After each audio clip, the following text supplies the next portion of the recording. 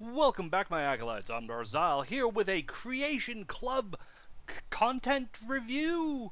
Seeing as how there's been so much, hatred and just anger towards Bethesda for the products that they are offering, I see very few people actually talking about the objects they are offering. So that's what I'm gonna do right now.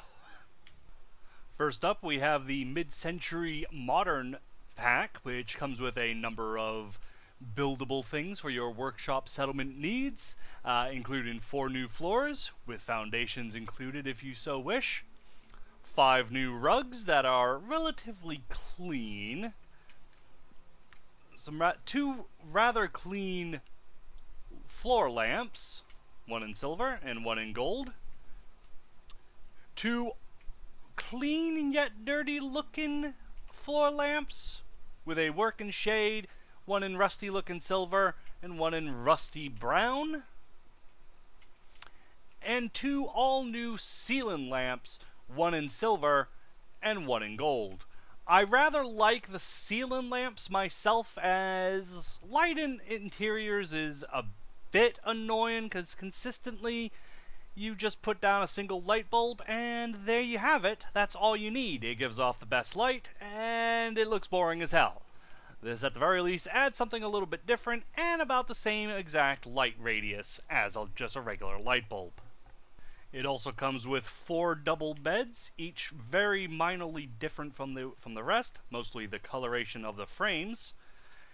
A set of black and white chairs, both of which are a little cleaner than you would expect, but still show just enough wear to be able to buy that they are 200 years old, but only just. And 4 sets of couches, 2 of which follow the 2 new chairs theme.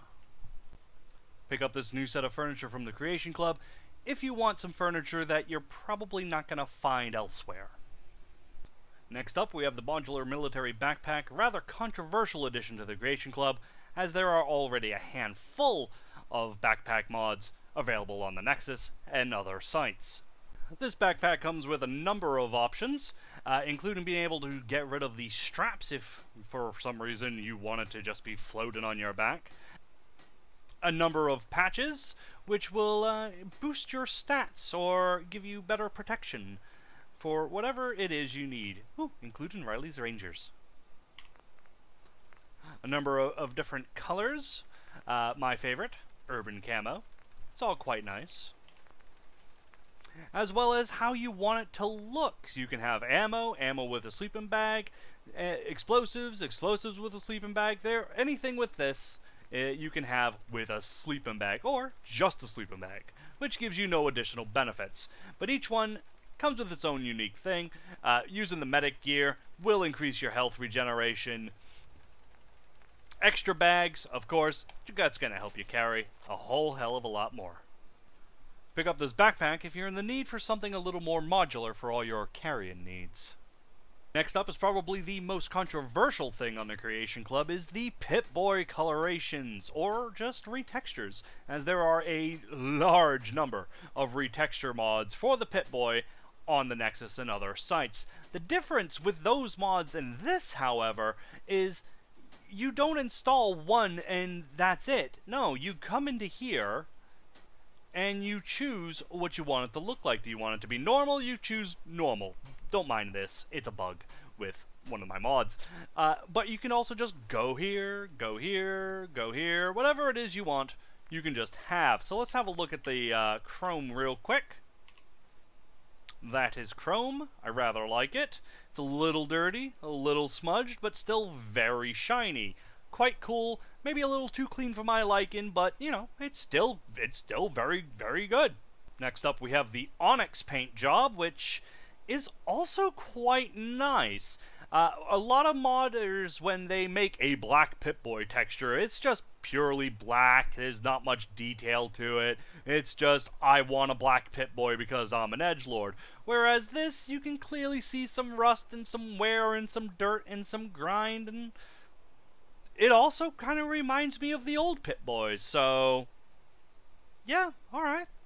That's not bad. And of course, lastly but not leastly, we have the swamp armor camo thing. Yeah, that's alright. Probably not my favorite, but if you're into camo and you have some kind of armor that's very camouflaged, again, it's an alright texture to it. Again, nothing all that special, but it's still got the rust and the dirt and the grime, and that just kind of keeps it friendly to the world of being destroyed, which you kind of need. Another benefit, of course, to having a Pip-Boy retexture like this, rather than simply downloading it from the Nexus, is nobody else with a Pip-Boy will have your retexture. The Vault Dwellers from Vault 88, yep, they have a standard Pip-Boy. But you got some fancy chrome. Can't get that with a standard mod, the way they are currently being implemented by modders. So, for this fact alone, I would actually like to see more options for the Pip-Boy. If you want something to do with your free 100 credits, get this. Because there's a lot worse options out there. Next up, we have Morgan's spacesuit from the game Prey, which I have not yet gotten to. But as you can see, it's alright. It's odd enough that I could almost imagine it existing within this world. And yeah, that's pretty much it. It comes with a built-in 30 defense against ballistics, 50 against energy, and 1000 radiation resist. However, considering that you start the game with this is quite powerful. You get if you buy this off the Creation Club, this just spawns in your inventory. So from the start of the game, you can have all the protection you ever need from radiation, and that's kinda... yeah, this is... yeah. And last but not leastly, we have the double barrel shotgun mod. Though it is a pipe shotgun, a weapon that was originally supposed to be in with the pipe weaponry that already is in the game, but for whatever reason was cut. It comes with a nice little sound effect. The reload is non-existent because I am in God mode for this. It's quite nice. The modification for this weapon is fairly straightforward. You have the typical receivers to increase its power and damage or crit chance, barrels which will increase the range and spread, short stocks, which one of which comes with a suspicious blue tape. Iron sights are pretty standard, and the muzzle comes with a muzzle brake and a spiked muzzle brake, which looks fairly vicious. However, considering that much like Morgan's spacesuit, you start the game with this, you may find this a bit overpowered to your liking. However, in my humble opinion, this is an okay weapon to buy, as yes, you may start the game with it, but you can find it on other people. If it bugs you that much, just drop it at the start of the game and wait till you find someone with it. It's a pretty good addition. It fits right in with the world. It feels right and balanced. If you want to add a weapon to your loadout that fits in with the world and was meant to be in the world from the start, go ahead and pick this up. Next up, we have the Gauss Rifle prototype. It is a fairly decent model work. Even if the crank is on the wrong side. However, you could easily attribute that to, well, all the bolt actions and receivers are on the wrong sides of all the other guns, so why wouldn't this one? The weapon comes with custom sound effects, as well as a crank to load option with its own sound effect. And each charge has its own sound effect, so one charge, 2 cranks, and 3 cranks. I really thought I'd hate the cranking option, as Well, it just that's not how it works in the old games, but it's all right. It feels like a good weapon. It sounds like a good weapon. It feels like a good weapon. It kills like a good weapon. And if you can get past the crank animation, it's fairly good. The modifications for the weapon are fairly standard, unfortunately. A shielded barrel just for better range and damage. One single stock for better recoil. You got a long scope, a short recon scope, and a night vision scope long range. So there's really not many options. You can have, if you want a recon, you gotta go short. If you want night vision, you gotta go long. If you don't want any of that, your one choice, long scope. Then again, this is supposed to be a sniper rifle. As well, of course, as you have a wrap suppressor and a suppressor. It depends on what you want, I guess.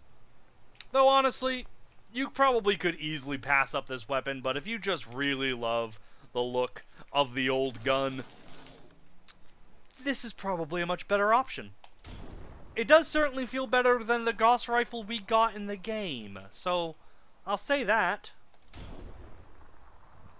Next up, we have the Chinese stealth armor. Very controversial, as there is a exact duplicate of it on the Nexus, but it's a bit of a better quality in terms of texture.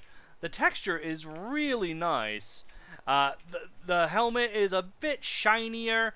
It actually looks a lot closer to the original Chinese stealth suit, in my opinion, than the one that's currently for free on the Nexus. Still, they are both exceptional pieces of work, and if you're on the PS4, you really don't have many options, do you?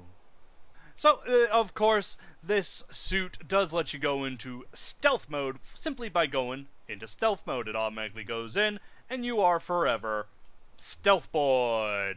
Though the level of stealth does seem to be a bit nerfed from the older games, but that was good because that was a bit overpowered.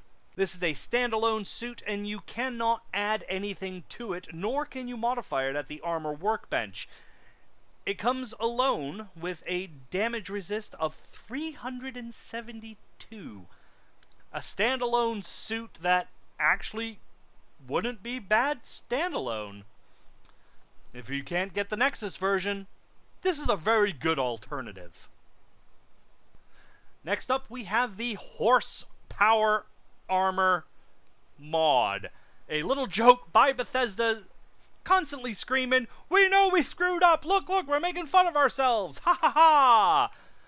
The modifications you can do to this suit is pretty standard. Everything that you would expect for it to be on a power armor is here, including a jetpack. The most impressive thing, it's not really impressive, you can give it white paint, and cyan paint, and green paint, and each one does increase a single special stat. So, it may not look very good, but now you can have red horses on your head. Or everywhere. Also, it makes a nice sound when you get into it.